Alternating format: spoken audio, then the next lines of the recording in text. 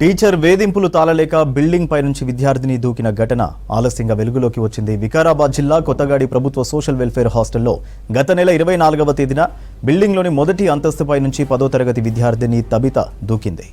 గుట్టుచప్పుడు కాకుండా హాస్టల్ సిబ్బంది ఓ ప్రైవేటు హాస్పిటల్లో తబితకు చికిత్స చేయించారు. ఎవరికైనా చెబితే ఎగ్జామ్స్ రాయనివ్వమని టీచర్స్ భయభ్రాంతులకు గురి చేశారని చెబుతున్నారు.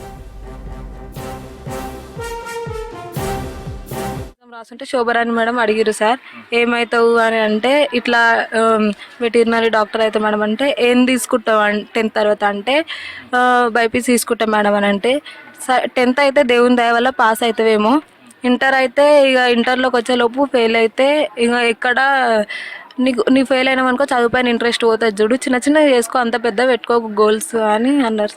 చాలా బాగా అనిపించింది. ఆ పేరు నాకు అసలు ఎప్పుడు మా పేరెంట్స్ కూడా నన్ను ఎప్పుడు కొట్టలేదు సార్. మా డాడీ అయితే టచ్ కూడా చేయడు.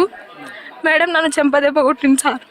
చదువుపైన ఇంట్రెస్ట్ పోయింది, మొత్తం చాలా సఫర్ అయినా సార్. చదువులో మొత్తం డిస్కరేజ్ చేసి ఎవ్వరు ముంగలైనా నన్ను ఇన్సల్టింగ్గా చేస్తుండే. చనిపోవాలనుకున్నా నేను. మా పేరెంట్స్ వల్ల నేను ఇంత ఫేస్ చేయలే ఎప్పుడు, కానీ వీళ్ళ వల్ల ఫేస్ చేసిన సార్. ఆ పాప నన్ను అన్నారు అన్న విషయం కూడా ఆమె డైరెక్ట్గా విన్నది కాదు.